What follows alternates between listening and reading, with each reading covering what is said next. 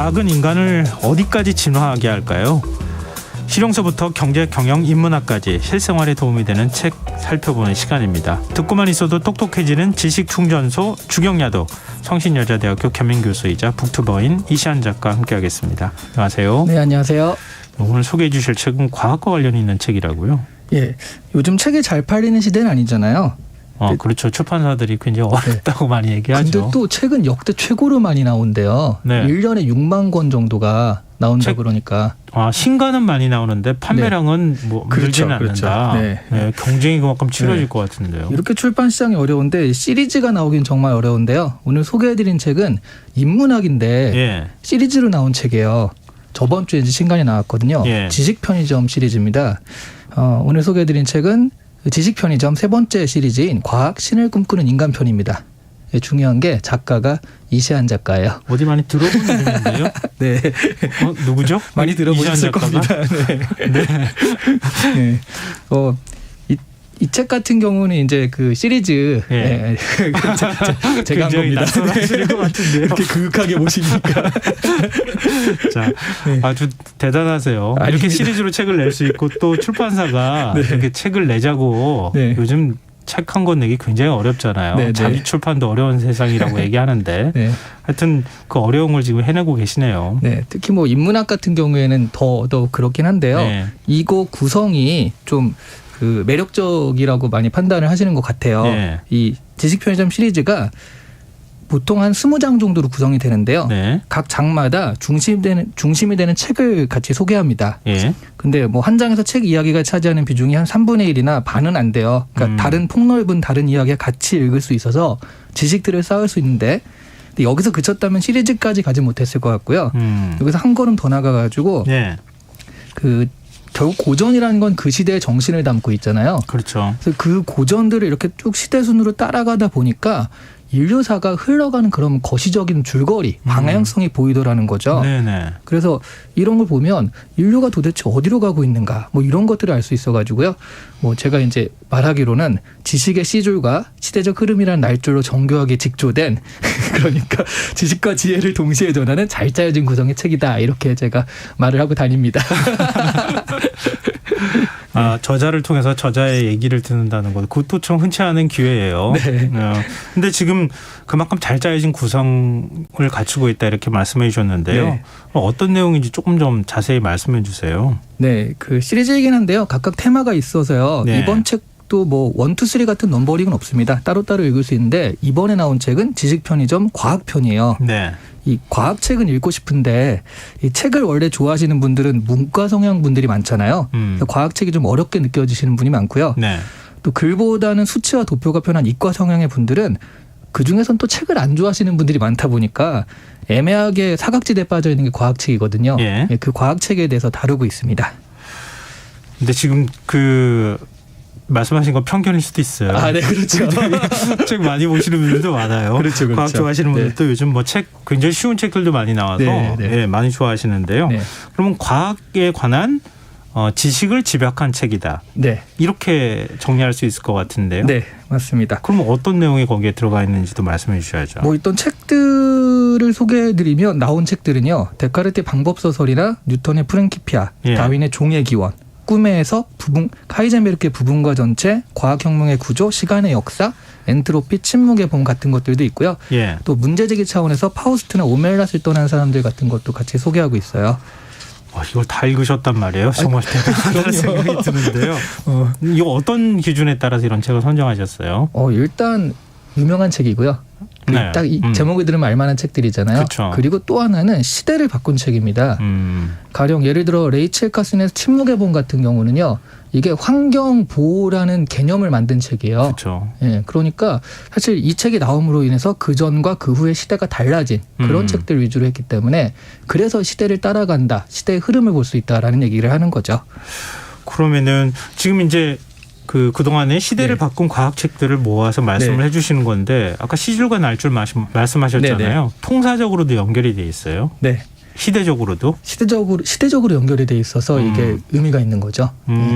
그러면은 중세 시대에 관한 네. 얘기도 들어가 있을 거 아니겠어요? 그때부터 그렇죠. 쭉 이렇게 얘기들이 연결이 되지 않겠어요? 네네. 그럼 중세 시대 소개할 만한 과학책 어떤 게 있을 수 있을까요? 이거 굉장히 날카로운 지적이신데요. 중세 시대에는 신이 지배하던 시대라 이 과학적인 탐구가 쉽진 않았던 시대예요. 그때 나온 책들이 뭐 말레우스, 말레피카론 같은 책들인데요. 이런 게 뭐냐면 진짜 과학책이 낯서네요. 아니라 네. 마녀 사냥에 대한 책이거든요. 그걸 또 과학책으로 분류해요? 아니요. 과학책이 그건 아니라는 아니고요? 거죠. 이런 네. 책들이 나왔기 때문에 과학책이 아니라서 이 시리즈가 원래는 책을 중심으로 놓고 기술하는 건데 중세 시대만큼은 그런 부분들을 억지로 찾아내는 건 말이 안 돼서 제가 기술을 중심으로 놓고 서술을 했습니다. 그러니까 과학이라는 게 사실 500년밖에 안 된 전통이거든요. 하지만 그전에는 과학이 없었던 건 아니에요. 철학이나 기술이란 이름으로 숨어서 존재하고 있었기 때문에 네. 그래서 제가 이제 기술로 보자면 연금술이나 패스트, 대항해 시대 인쇄술 같은 것들을 넣어가지고 그런 부분을 대체하고 있습니다. 연금술 아마 역사에 관심 있으신 분들은 많이 아실 것 그렇죠, 같아요. 그렇죠. 예. 네. 그러니까 금을 너무 좋아하던 시대였기 때문에 뭐 일반적인 금속 같은 거를 지금도 금으로 좋아하잖아요. 지금도 좋아하네요. 그러네요. 네. 지금도 그렇게 금속을 금으로 만들 수 있으면 얼마나 좋을까 이런 생각이 드는데요. 만들 수 있답니다. 만들 수 있는데 네네. 그런데 그렇게 만드는 비용보다 그냥 금을 사는 게 더 싸기 때문에 그렇구나. 네네. 근데 연금술도 과학에 해당되는 거야? 이렇게 생각하시는 분들이 있을 것 같은데요. 연금술을 얼핏 생각하시면 이제 황금에 눈이 먼 사람들의 탐욕의 연대기 뭐 이렇게 생각을 하시는데요.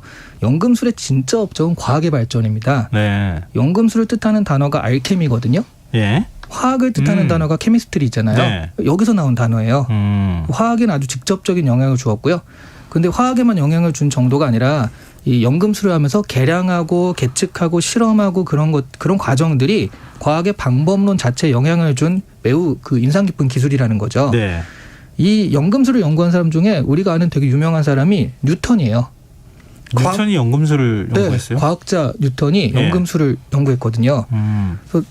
그래서 사람들이 이 사람이 왜 이런 거에 연구했지라고 생각하시는데 네. 연금술의 진짜 목적은 금이 아니거든요. 그럼요. 연금술의 목적은 지금 과학과 좀 비슷합니다. 연금술사들이 금을 만들기보다는 현자의 돌이라는 걸 만들고 싶어 했어요. 예. 이 현자의 돌은요. 모든 사물을 그 진화의 끝에 다다르게 해주는 돌이거든요. 네. 근데 금속의 진화의 끝이 금이라고 믿었기 때문에 이게 연금술이다라고 한 건데 하지만 이 현자의 돌을 연구한 가장 큰 이유는요. 이거를 사람한테 쓰면은 사람이 진화의 끝에 다다르게 된다는 거죠. 그 사람이 다다르는 진화의 끝에 있는 게 뭐냐면 영생이에요. 불사. 진시황이 떠오르는데요. 그렇죠. 네. 바로 그런 것들을 연금술에서 이제 그걸 노리고 한 거라서요. 그 해리포터 기억하시죠? 해리포터 시리즈에 보면 해리포터 1편이 해리포터와 마법사의 돌이거든요. 이 마법사의 돌이 현자의 돌이에요. 그래서 여기 보면 그 현자의 돌을 취하려고 그 빌런인 볼드모트가 영생을 얻으려고 현자의 돌을 뺏으려고 했던 사건이 해리포터 1편의 사건이었던 거죠. 그 연금술이 또 그렇게 연결이 되는군요. 네. 그러면 과학의 통사나 그리고 현재사까지 다 연결을 할 수 있는 뭐 시대를 바꾸는 과학책들을 모아놓으셨다고 하셨는데 그 모아서 그 끝에는 무엇을 얘기하고 싶으셨을까 궁금하거든요. 제가 이 책의 메인 테마로 하나 딱 제시한 게 테세우스의 배입니다. 그러니까 이 테세우스의 배라는 것들을 우리가 좀 생각해 볼 시간을 갖자라는 건데요. 네. 그리스 아테네 영웅 테세우스가 수많은 전투를 치르면서 생사고락을 같이 한 배가 있거든요. 그 아테네인들이 이걸 보존해가지고 그 기념품으로 하자. 그런데 이제 그게 판자로 돼 있으니까 썩을 거 아니에요. 그 배의 판자가 썩으면 판자를 교체하고 또 하나가 썩으면 또 교체합니다. 그렇게 보존을 하다 보니까 나중에 보니까요. 테세우스가 원래 탔던 배의 조각은 하나도 남지 않고 결국 모조리 새 판자로 교체가 됐거든요. 네. 그럼 이건 테세우스의 배일까요? 아닐까요? 아니라고 보통은 얘기하지 않나요? 그런데 또 우리가 테세우스의 배라고 계속 그걸 기념하고 보존했기 때문에 이게 바뀌었는데도 이게 뭐지? 라는 생각이 들거든요. 아니요, 바꿀래요. 테세우스의 배라고 해야겠네요. 귀가 좀 얇으신 분입니다. 농담입니다. 근데 과학은요, 결국 인간이 이용하는 도구인데 이 과학의 발전 방향을 보니까 인간의 능력 강화라든가 아니면 무병장수로 향하거든요. 그런 방법론이 머릿속에 컴퓨터를 집어넣든가 장기를 대체하고 DNA를 편집하고 결국 블로불사의 몸을 가지는 방향으로 가고 싶어 하거든요. 예. 그 유발 하라리 같은 경우는 그래서 100년 안에 인간은 영생을 누리는 존재가 될 것이다라고 말하기도 했어요. 그 호모사피엔스 종이 끝나고 호모데우스, 신이 된 인간이라는 말을 하기도 했거든요. 네. 그러면 결국 지금 테세우스의 배랑 되게 비슷한 거잖아요. 인간이 아닌 다른 것들로 대체하기 시작했는데 네. 우리는 계속 그걸 인간이라고 인식한단 말이죠. 예. 그러면 이게 진짜 인간일까요? 로봇일까요? 신일까요? 신에 가까워지는 인간이 되는 건데 사실 그래도 인간이라고 말할 수 있을까 없을까에 대한 질문은 그대로 남을 것 같거든요. 그렇죠. 과학의 본질은 뭐냐 네. 이런 질문이 뒤따르겠는데요. 그렇죠. 이게 그래서 존재 근거가 결국 인식이잖아요. 이게 테세우스의 배라고 우리가 인식하는 거니까 그거라서 우리가 만들어진 인공물들이 그러니까 우리가 우리를 인간이라고 생각할 수도 있지만 우리가 만든 인공물들이 AI 같은 경우가 내가 인간이다라고 생각하면 또 그건 그대로 인간일 것가 하는 그런 문제. 네. 테세우스의 배라는 그 인식에 대해서 우리가 과학을 발전하는 이 시점에서 생각을 좀 해봐야 되는 시점이다라고 생각을 했어요. 이거 어려운데요. 자꾸 점점점 쉽게 써주셨다고 말씀하셨는데 알고 보니까 굉장히 어려워지는 거 아니에요? 아닙니다. 그런 문제의식만 있고 네. 이거 하면서 우리가 한 번만 생각해보자 이런 개념이라서요. 네. 그러면은 지금 말씀하셨던 이런 화두를 네. 해결할 수 있는 방법은 뭐가 있을까요? 근데 사실 이 흐름이 바뀔 가능성은 없어요. 왜냐하면 인류사가 기록된 이래로 부자나 권력을 가진 사람들이 이 무병장수나 이 불로불사 이런 것들을 이런 방향으로 안 간 적은 없거든요. 그래서 해결책이라기보다는 대비책이라고 이야기할 수 있는데 제가 이 책의 제일 앞에 파우스트를 이야기합니다. 네. 악마 메피스토펠레스에게 영혼을 주는 대가로 파우스트는 젊음과 능력을 얻죠. 예. 지금 과학이 우리에게 보장하는 거가 되게 비슷해요. 그러네요. 능력, 젊음, 그렇죠. 예. 그러면서 이제 영혼을 줬는데, 근데 파우스트의 결말을 보면 파우스트가 처음에는 이기적인 마음에서, 그러니까 너무 아름다운 여자가 있어서 이제 가려고 그래서 악마의 제안을 받아들였지만 나중에는 인류애를 발견하고 인간성을 되찾거든요. 그래서 100세까지 산 다음에 죽어서 신에 의해서 영혼이 또 구원받아요. 예. 악마 입장에서 보면 먹튀를 한 거죠. 영혼을 주겠다고 하고 이렇게 된 거니까. 네. 거기서 그 파우스트가 구원받은 이유는 인류예요. 인간성. 그래서 과학기술이 인간을 위한 것이고 결국 인간을 향한 따뜻한 마음을 가져야 한다. 이런 것도 우리가 좀 깨달아야 되는 거고요. 예. 과학의 최전선에 선 사람들이 인문학에 관심을 가지고 인간을 이해할 필요가 있고요. 또 과학기술의 발전의 방향타 역할을 하는 정책적인 면에서도 이런 방향을 좀 이해해야 될 것 같고요. 이과 문과 이렇게 갈라진 교육보다는 통합적인 인간을 만들기 위한 교육 같은 것도 좀 필요하지 않을까 생각이 들어요. 우리가 책 소개할 때마다 마지막으로 드리는 질문이 있잖아요. 네네. 이 지금 지식 편의점 책을 네. 읽어야 하는 이유 뭘까요? 일단 제 책이니까 좀 읽어주시면 좋겠고요.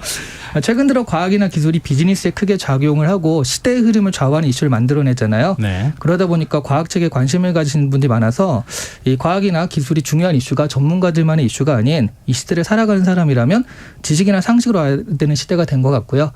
그리고 많은 분들이 과학책 읽으면 뭐가 좋아요 이렇게 많이 물어보시는데 이 책이 거기에 대한 답이 될 것 같습니다. 네, 알겠습니다. 오늘 주경야독 여기까지 하겠습니다. 지금까지 북튜버 이시안 작가와 함께했습니다. 고맙습니다. 네, 감사합니다. KBS 1라디오 김성환의 시사야 1부 순서 여기서 마무리하겠습니다. 전 11시 정각 2부에 다시 오겠습니다.